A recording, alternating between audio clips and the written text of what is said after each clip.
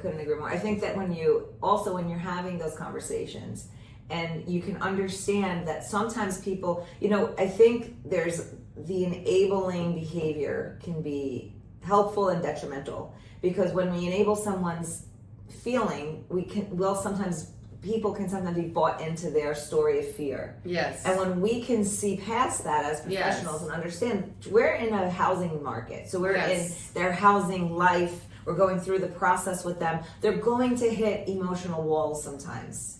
And being able to see past that for them and helping them guide that, allowing them to feel whatever they're feeling and not trying to stop that from happening, because they need to go through that. They need to go through the detachment of a home, or they need to go through the detachment of, not having a housing payment. Maybe they're moving out, the first time home buyers.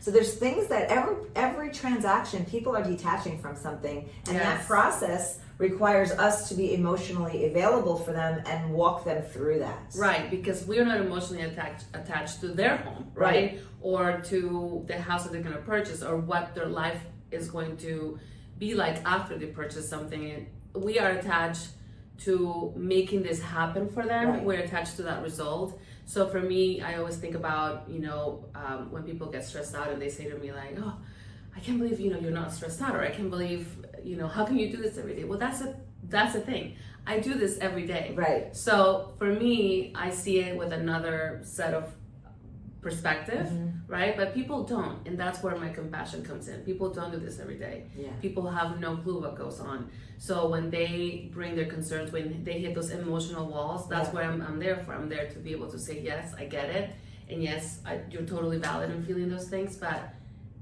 remind them again where they want to be. And so we go back, and once they know that you're doing that for them and they see that big picture, again, the whole dynamic changes. And it's so valuable. It is. It's so valuable. It's so valuable to the person's emotional state. It's so valuable to the transaction. It's valuable to them getting what they want. It's so valuable to be able to foresee through that. And it happens every time. At different levels. Different levels. Yeah. Yes. Yeah, you could have an investor that, has almost no emotional attachment at all, and then it being able to adapt to that person and what they need and their goal. And then you have the first-time home buyer who may, be really scared, or, not every first-time home buyer is like that, but just wherever somebody is. Wherever somebody is, yes, it's true. Yeah, and being able to adapt our own, it's like when you do something for a long time, I feel like with real estate specifically, the robotic type mentality doesn't really work, because it's so different every single time. It's so different every single time. Yeah. Yes. And that's where the adaptability comes in again. Yeah. You can't expect one person to behave the same way as your last transaction. Right. You can't expect one transaction to go the same way as the other transaction you just closed. Every single transaction is different, because you're dealing with different people in that transaction. Yeah. Even from the aspect of exactly the expectations and and what do they want and what do they need.